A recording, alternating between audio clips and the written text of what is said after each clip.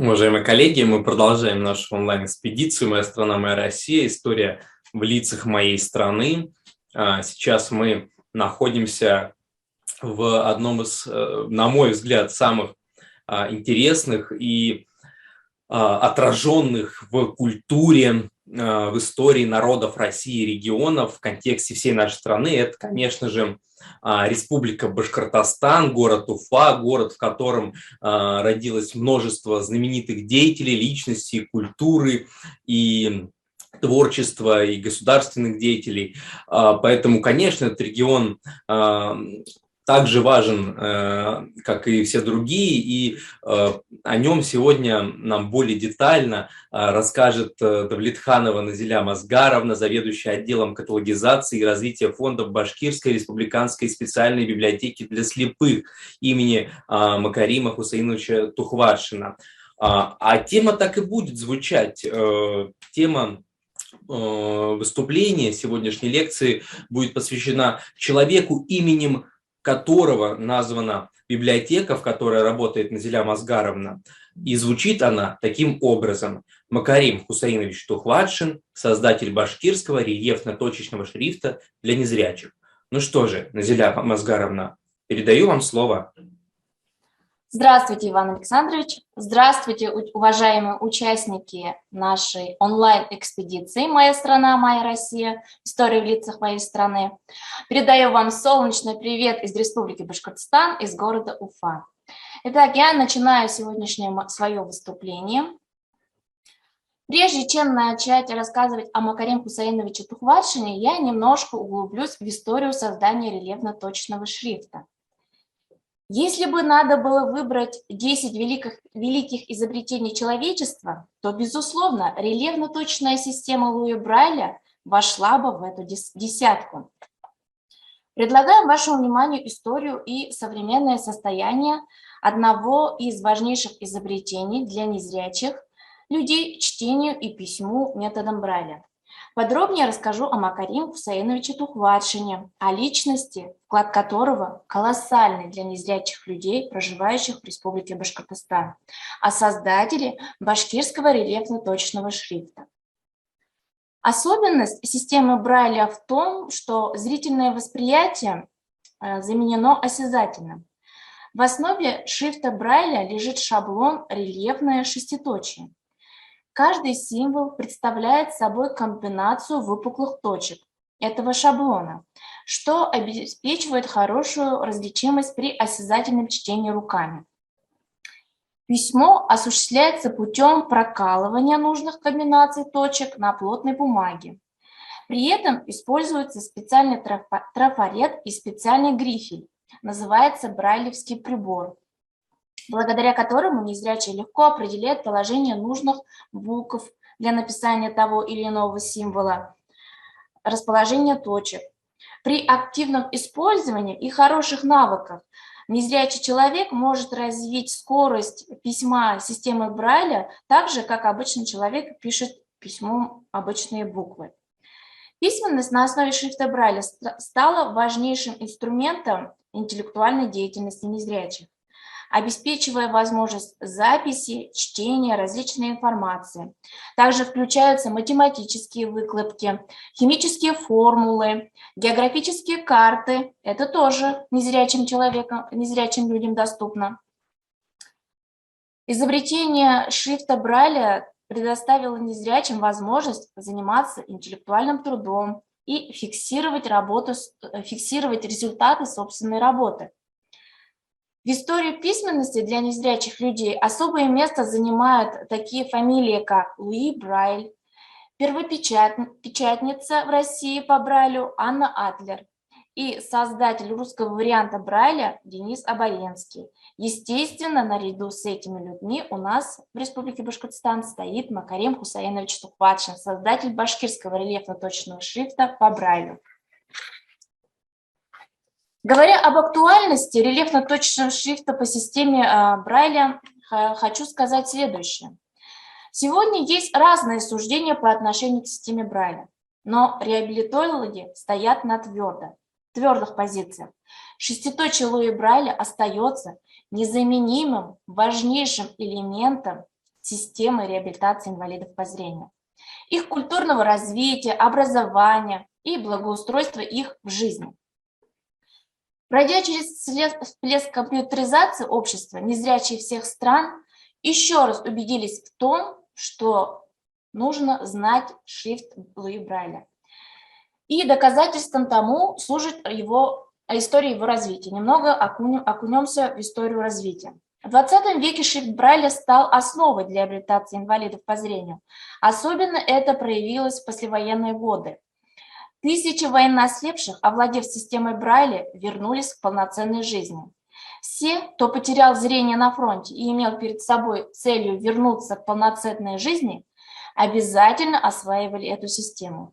В 1960-70-х годах 20-го столетия, хотя уже появились новые возможности, это уже аудиокниги, но все равно к системе Брайля обращались. С появлением персонального компьютера стали возникать споры, вытеснит ли компьютеризация систему Луи Брайля. Но, как мы видим, на сегодняшний день этого не произошло. Прошедшие с того времени годы подтверждают, что правоту тех, кто считал, что Брайль не погибнет и не утратит своего значения.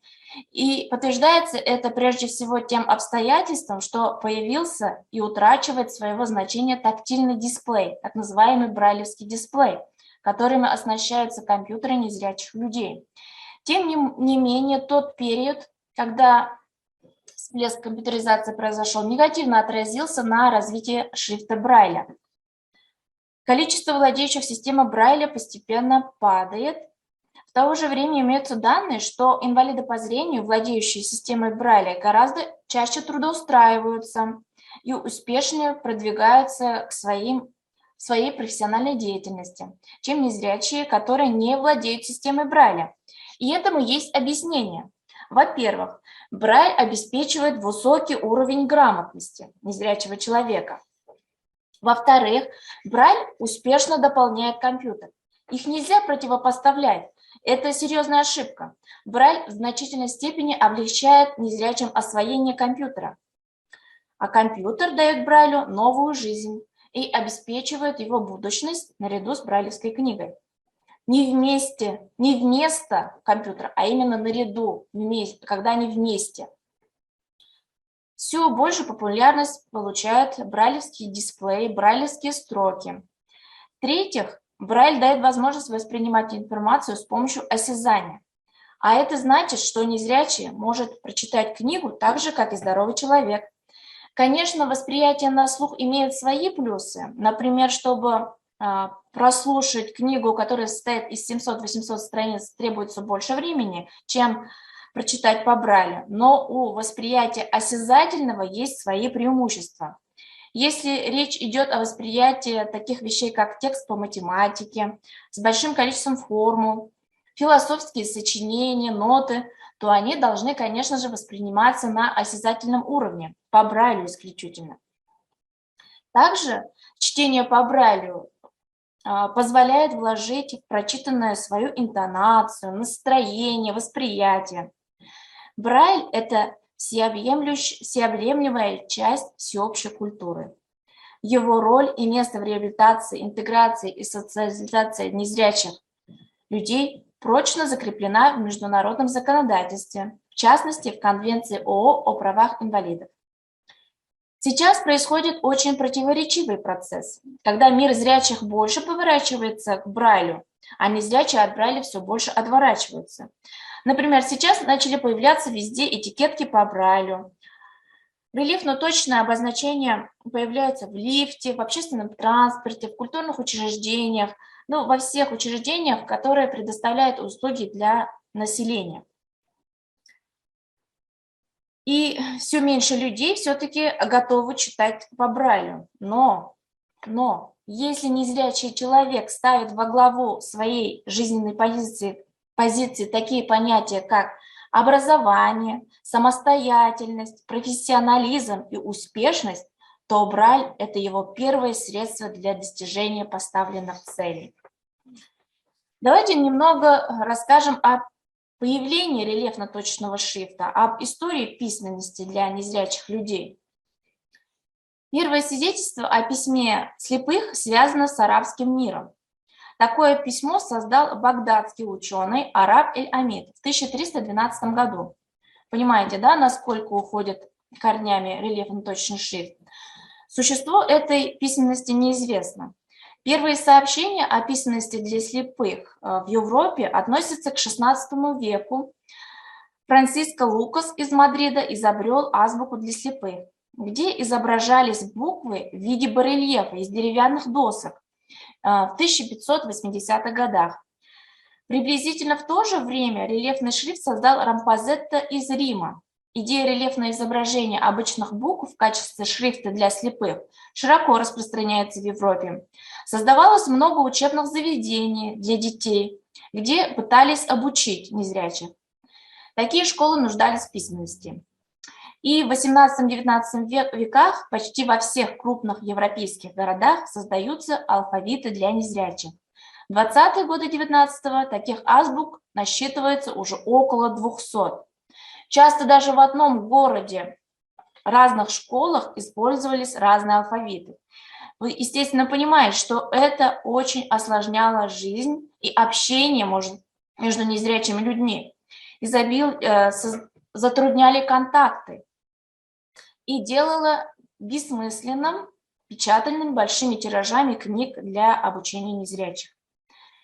Уже издревле человечество задумывалось об изобретении шрифта, с помощью которого люди, лишенные зрения, могли бы обучаться наравне с зрячими. Также в историю вошли такие имена, как Франциско Лано из Италии, который изобрел точный шрифт. Поле его знака делилось на 9 частей, в зависимости от того, в какой части и в каком количестве находились точки, определялось значение знака. Но все попытки обучения слепых при помощи шрифтов вышеупомянутых изобретателей, к сожалению, были единичными. До тех пор, пока Валентин Гауи, талантливый и авторитетный ученый, тифлопедагог, стоявший у истоков теории и практики, авторитетный ученый, который занимался обучением и воспитанием незрячих детей, не предложил собственный вариант шрифта. Валентин Гауи родился в семье ткачей во Франции. Став опытным лингвистом и знавший несколько разных языков, он был одним из образованнейших людей своего времени. С именем Гауи связано открытие первого учебного заведения для незрячих, для того, чтобы обучить грамоте учеников. Гауи изобрел рельефно-линейный шрифт, который в 1785 году он представил комиссии Парижской академии наук. Первая книга, напечатанная инициалом Гауи, вышла в свет в 1786 году. Но она не получила большую популярность, так как была очень громоздкая, так как использовался рельефно-линейный шрифт. Ученики Гауи изучали алфавит при помощи букв, которые вырезались из меди, воспроизводя их на бумаге карандашом. Его система послужила толчком для дальнейшего исследования проблемы письма и чтения для незрячих людей. Так, Франсуа Лизуэль, который был первым незрячим учеником Гауи, продолжает дело своего учителя.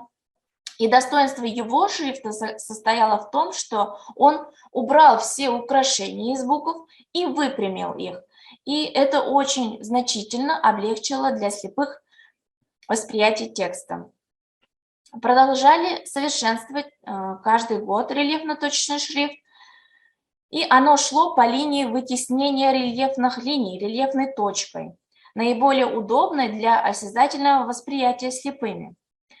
Именно к такому выводу пришел и австрийский тифлопедагог, директор Венского института слепых Иоганн Вильгельм Клейн. Иоганн Клейн вносит огромный вклад в развитие тифлопедагогики, обогащает теорию и практику обучения незрячих разнообразными приемами и методами обучения. Помимо того, он впервые в своем учебнике для занятий со слепыми описал идею тренировки собак-поводырей. Клейн для чтения и письма для незрячих изобрел свою игольчатую рельефную систему. Как раз-таки изобретение Клейна и является переходным этапом от рельефно-линейного шрифта к рельефно-точечному шрифту. Также необходимо про интересный шрифт рассказать французского военного Никола Мари Шарля Барбье де ля Сер. Барбье был далек от нужд слепых, занимался он изучением тайнописи и работал в военном ведомстве. В 1808 году Шарль де ля Сер, используя наработки Франсиса Лана, изобрел свою шифровальную рельефно-точную систему для сохранения военных тайн и для чтения секретных донесений ночью. И поэтому шрифт Барбье был так и назван «Письмо в темноте». И особое значение данной системы как раз-таки натолкнуло юного воспитанника Королевского института слепых, 12-летнего Луи Брайля, на мысль о создании своего уникального рельефно-точного шрифта и прибора для письма, прототипом которого послужил прибор Барбье. Первая попытка создать русский алфавит Брайля была предпринята князем Денисом Михайловичем Оболенским в 1861 году. Дальнейшая история шрифта Брайля в России, как и в других европейских странах, теснейшим образом связана с деятельностью учебных заведений, где обучались незрячие слепые дети. В 1877 году попечитель Института для слепых человеколюбивого общества Полежаев предложил для использования в институте свою азбуку, использовав при этом шеститочие Брайля. Однако Полежаев не считал нужным соблюдать сходство с французским и немецким алфавитом Брайля, полагая, что слепые из разных стран не будут общаться между собой, не будут ездить друг к другу. И важнейшим принципом его алфавита стало использование знаков, состоящих из небольшого числа точек для часто встречающихся букв. В 1880 году Грот, руководивший организацией Александра Мариинского попечительства для презрения слепых в Петербурге, развивает деятельность по созданию варианта азбуки для слепых. В ней гласные изображались преимущественно точками, а согласные – линиями. Использовались также окружности.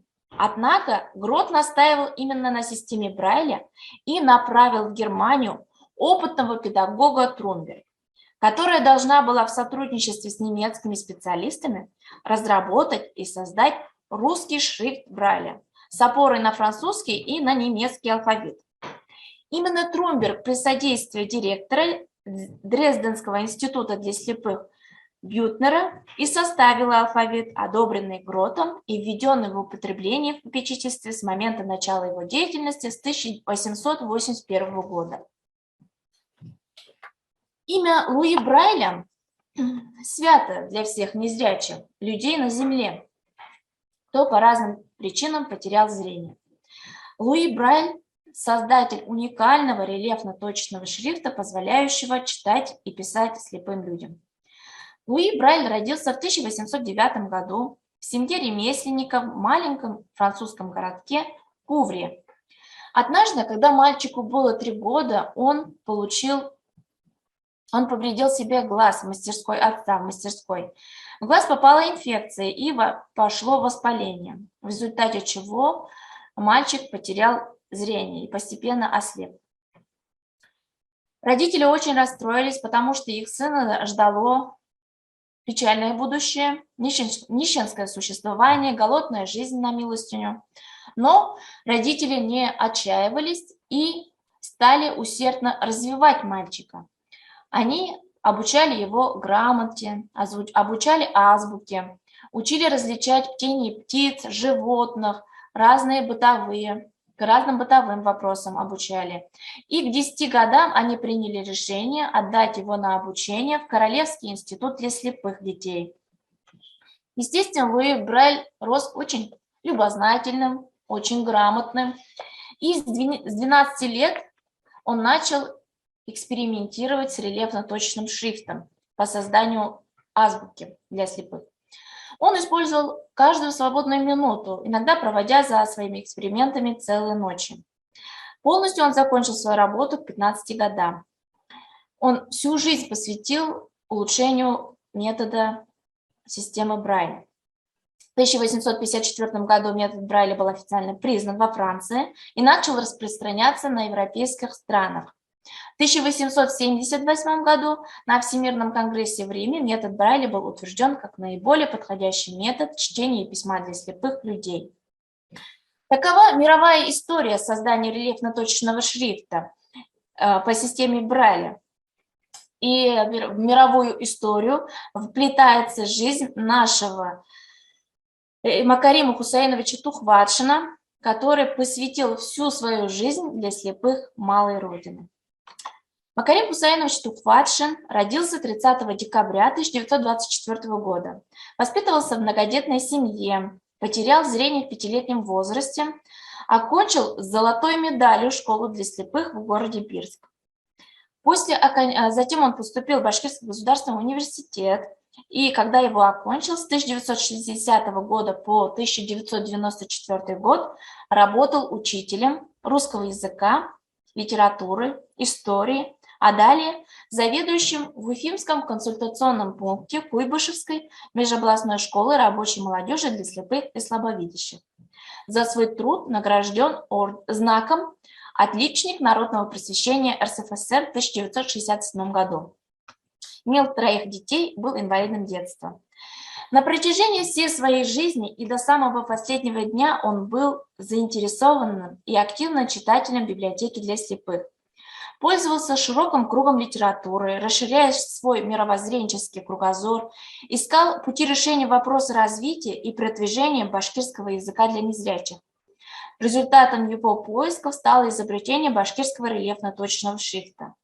Благодаря его изобретению в настоящее время происходит реализация языковой политики, обеспечивающей сохранение, изучение и развитие башкирского языка в Республике Башкортостан для незрячих и слабовидящих. Осуществлена информационная доступность башкирского языка для читающих, незрячих и слабовидящих. Одним из ярких примеров применения башкирского рельефно-точечного шрифта по системе Макарима Тухватшина является его постоянное использование в образовательном процессе незрячих и слабовидящих детей, которые обучаются в Уфимской коррекционной школе-интернат номер 28. Именно с помощью его открытия незрячие дети познают мир, историю родной земли, своего народа, обретают фундаментальные основы гражданской самоидентичности. Ежегодно, благодаря башкирскому шрифту, для Уфимской коррекционной школы номер 28 издаются учебники «Башкирский язык», который является государственным языком в Республике Башкортостан.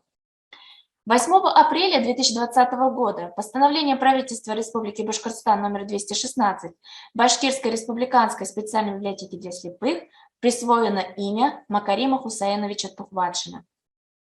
Присвоение имени Макарима Тухватшина республиканскому учреждению культуры ведет к несомненному росту народной памяти о нем, его вкладе в башкирскую национальную культуру и доступность информации башкироязычных незрячих не только в Республике Башкортостан, но и за ее пределами.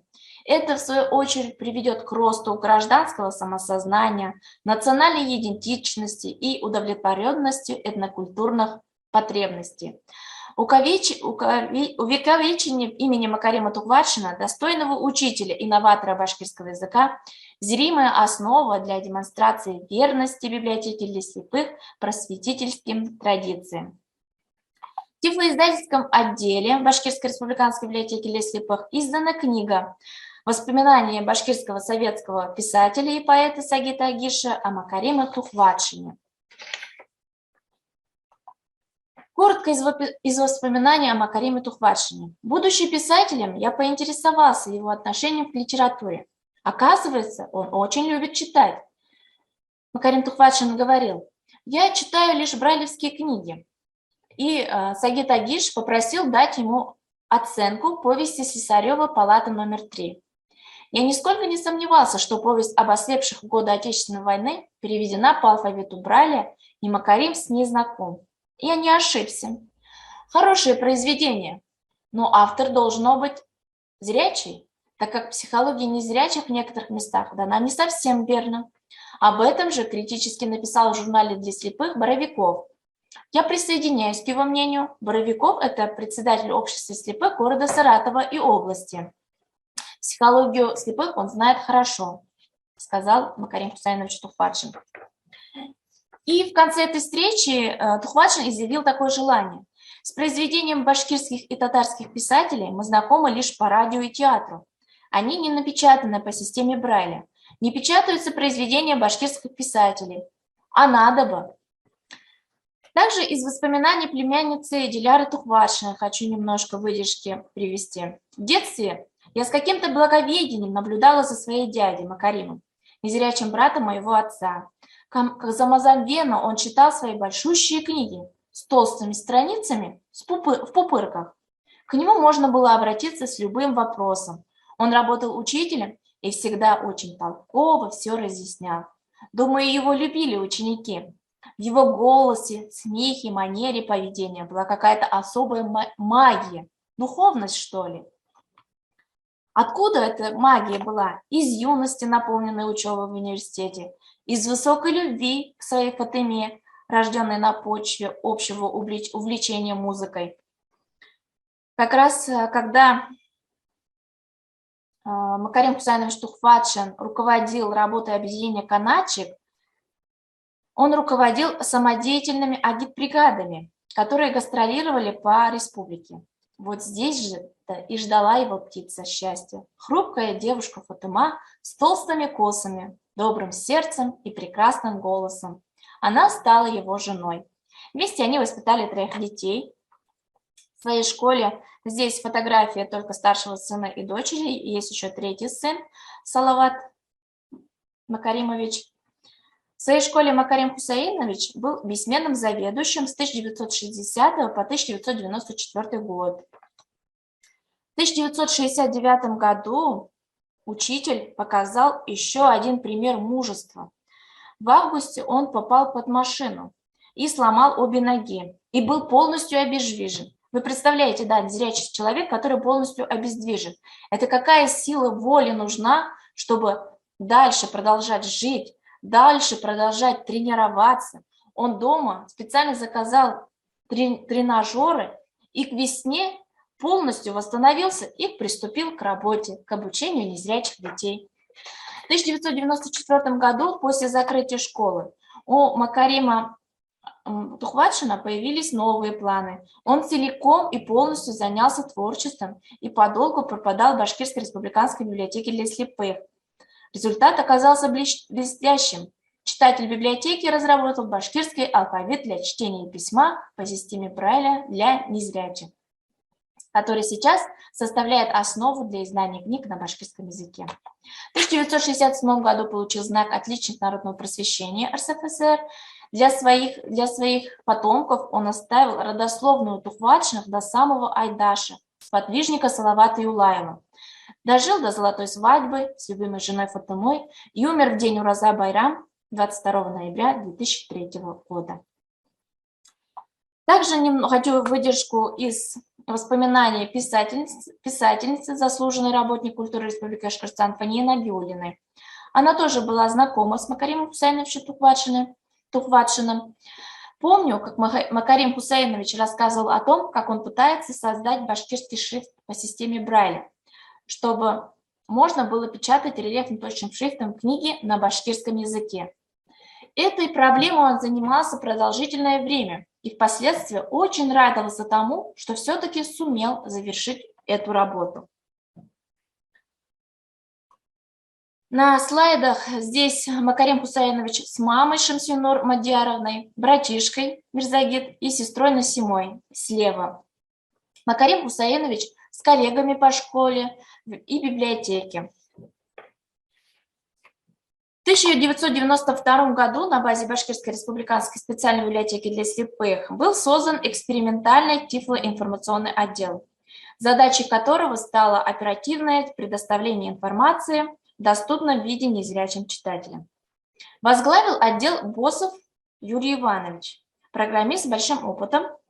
Мы и сейчас с ним активно общаемся, советуемся с ним.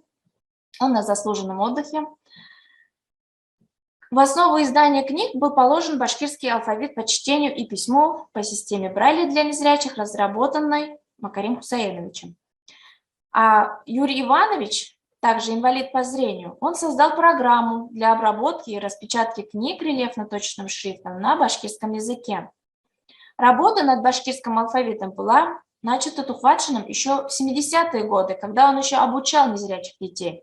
И осуществить мечту и распечатать шрифтом Брайля первую книгу они смогли только в 1992 году. Сколько времени занимало создание шрифта. Также Макарим Хусаинович Тухватшин на общественных началах сначала проверял книги, напечатанные в тифлоиздательском отделе, на предмет соответствия, чтобы не было технических ошибок. Первым оборудованием библиотеки были электронные пишущие машинки Ятрань и отечественный компьютер SM-10. Процесс издания первых книг был трудоемким. Тексты книг набирались вручную, и на издание книг уходило много времени. Первая книга, в которой напечатали рельефно-точным шрифтом на башкирском языке, это башкирский алфавит. Процесс был очень трудоемким, и башкирский алфавит внедрен в образовательный процесс Уфимской коррекционной школы-интернат номер 28. Имя Макарима Хусаиновича знают и за пределами Республики Башкортостан. Например, в Музее слепых в городе Брно, Чехия, демонстрируется материал о создателях шрифта Брайля на языках различных народов мира. Есть стенд, посвященный Макариму Хусаиновичу Тухватшину. В филиале Башкирской республиканской библиотеки для слепых в городе Стерлитамак незрячий пользователь шила куклу мальчика в национальном башкирском костюме, шеститочием на груди. И пользователи библиотеки, любя, назвали данную куклу в честь Макарима Хусаиновича Макаримушка. Кукла задействована во всех образовательных, культурных мероприятиях, проводимых в библиотеке. В 2024 году исполняется 100 лет со дня рождения Макарима Хусаиновича. Продвижение адаптированной литературы на национальных языках, возрождение национальной культуры, обычаев, традиций, обрядов народов, проживающих в республике, нашли отражение в издательской деятельности библиотеки для слепых и неразрывно связано с именем Макаримом Хусаиновичем Тухватшиным. Дети Макарима Тухватшина – большие друзья библиотеки, постоянно посещают библиотеку и делятся воспоминаниями о своем отце. Также к столетию со дня рождения Макарима Хусаиновича Тухватшина мы планируем создать музейный уголок в библиотеке. Надеюсь, наши начинания увидят свои плоды. На этом мое выступление окончено. Если есть вопросы, я их жду, с удовольствием отвечу. Спасибо за внимание. Спасибо большое. У нас, конечно же, есть, как всегда, вопросы. В первую очередь, да, вот готовясь к лекции, готовясь к работе с вами, разумеется, я до этого к своему стыду не знал о таком деятеле, таком изобретателе, значимом для башкирского народа и для России, конечно же, и полез сразу же в интернет, узнавать, кто это, как правильно представить, да и в принципе интересно, что за человек. И в Википедии не нашел никаких материалов, и тут, конечно, встает вопрос хороший для наших всех и юных зрителей, и людей уже зрелых, но которые интересуются всем, с чего начать изучение, то есть откуда можно начать первые шаги по изучению как раз-таки Тухватшина, его деятельности, его опыта и его изобретений, но чтобы это было, разумеется, достоверно, чтобы это был хороший источник.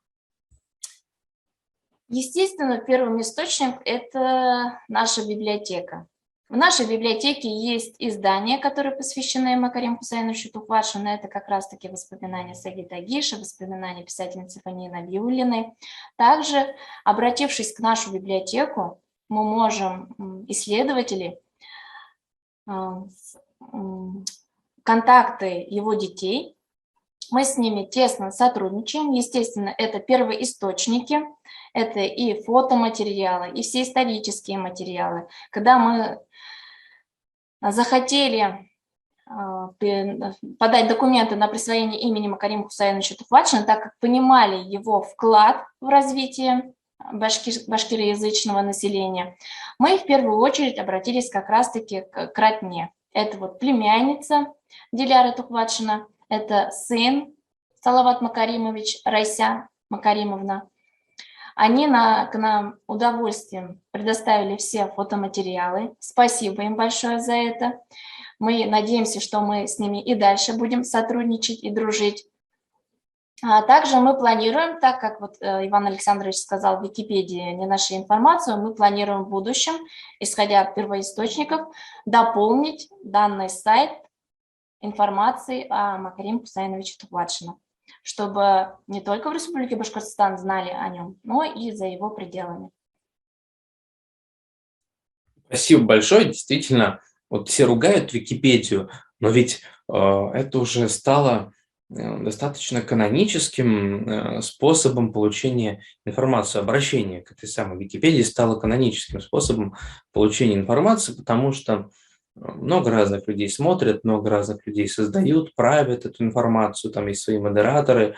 И в общем и целом, конечно, там можно узнать общую картину. Это очень важно. Поэтому я думаю, что многие вам будут признательны, если вы возьмете на себя эту ношу, выполните этот труд, вы, ваш коллектив, проектная команда, инициативная группа. Это будет на самом деле, казалось бы, маленький вклад, но на самом деле большое дело, потому что первая ссылка уже будет про Тухватшина, и мы сможем оперативно узнавать, получать эту информацию. Спасибо большое за то, что вы делаете, спасибо большое за вашу интересную лекцию. Вот, мне кажется, сегодня мы на примере вашей лекции, вашего материала отразили одну из главных задач нашей онлайн-экспедиции, а это именно просвещение наших друзей, коллег, слушателей по всей стране о не очень известных, не очень, скажем так, отягощенных в свое время наградами, славой на глобальном уровне людях, но которые действительно внесли значимый вклад в развитие своего региона, своего народа и тем самым внесли вклад в развитие всей нашей страны глобально. Спасибо большое. Спасибо большое, я была очень рада. Спасибо, до свидания. До свидания. Также я хотела бы порекомендовать обратиться к данным источникам, которые вы видите на презентации. Список использованной литературы, который вы можете изучить и узнать о Макариме Хусаиновиче Тухватшине.